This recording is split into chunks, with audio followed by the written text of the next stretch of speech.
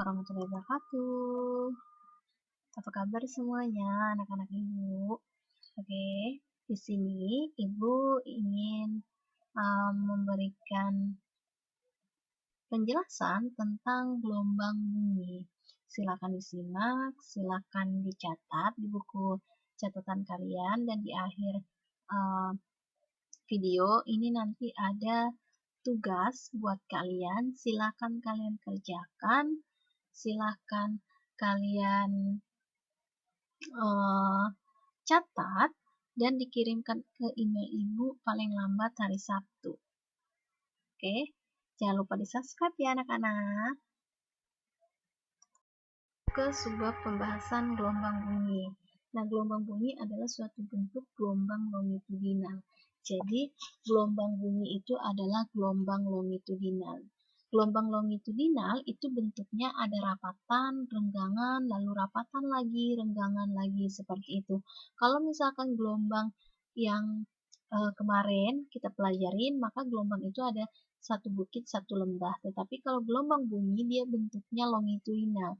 Jadi ada rapatan, renggangan, lalu rapatan lagi. Nah, gelombang bunyi ini berdasarkan frekuensinya, itu ada infrasonik, ada audiosonik, dan ada ultrasonik. Seperti itu. Lalu, gelombang bunyi ini ada macam-macam gejalanya. Oke, jadi gelombang bunyi itu ada gejala gelombang bunyi. Yang pertama ada pemantulan bunyi, yang kedua ada interferensi bunyi, lalu ada pelayangan bunyi, lalu yang terakhir ada efek Doppler. Nah, ini kita masuk langsung ke pembahasan efek Doppler. Di efek Doppler itu misalkan ada pendengar dan ada sumber bunyi bergerak saling mendekati, maka frekuensi yang didengarnya itu lebih besar daripada frekuensi sumber bunyi. Kenapa? Karena jika pendengar dan sumber bunyi bergerak saling menjauhi, maka frekuensi didengar dengan pendengar lebih kecil daripada frekuensi sumber bunyi.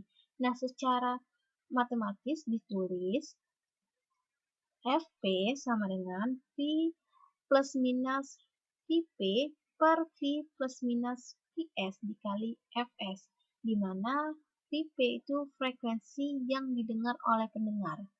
Fs itu frekuensi yang dipancarkan oleh sumber. V itu kecepatan bunyi di udara, Vp itu kecepatan pendengar bergerak, dan Vs itu kecepatan sumber bunyi yang bergerak. Di efek Doppler ini ada beberapa perjanjian tanda. Misalnya Vs-nya bernilai positif, maka sumber bunyinya menjauhi pendengar. Jika Vs-nya bertanda negatif, maka sumber bunyinya mendekati pendengar. Jika Vp-nya positif, maka pendengar mendekati sumber bunyi. Jika Vp-nya negatif, maka pendengar menjauhi sumber bunyi. Inilah tanda-tanda di efek Doppler. Paham ya? Lanjut ke contoh soal.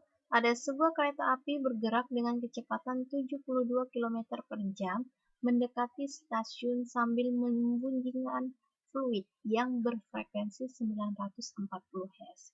Kecepatan bunyi di udaranya 340 meter per second. Bunyi yang didengar oleh orang yang berada di stasiun berfrekuensi titik-titik. Nah, di sini kita ketahui dulu, maka Vs-nya 72 sama dengan 20 meter per second. Sumber bunyi mendekati pendengar, berarti ini minus ya. Vp-nya 0 meter per second, berarti pendengarnya itu diam. Vs-nya 940 dan V di udaranya 340. Yang ditanya berapakah Vp-nya? Maka Vp sama dengan V dikurang Vs dikali Vs. Fs sama dengan 340 dikurang 340 dikurang 20 dikali 940. Maka hasilnya 998,75 Hz. Kalau kurang paham, silakan komen di bawah ya. Ini ada latihan soal untuk gelombang bunyi, silakan kalian kerjakan, silakan kalian pahami yang pembahasan Ibu, silakan kalian kerjakan dan kirim ke email Ibu. Oke, paham ya? Di sini ada 2 soal, silakan kalian kerjakan dan kirim ke email Ibu. Paling lambat hari Sabtu. Ada pipa organa. Nah, pipa organa ini ada pipa organa tertutup dan ada pipa organa yang terbuka. Nah, jika pipa organa terbuka, dia rumusnya Vn sama dengan N plus 1, V per 2L. Ini untuk pipa organa terbuka. Tetapi, jika pipa organanya tertutup, maka Vn sama dengan 2N plus 1 V per 4L. Paham ya? Kalau terbuka dia N2L, kalau dia tertutup 2N4L. Paham ya? Untuk rumus pipa organa.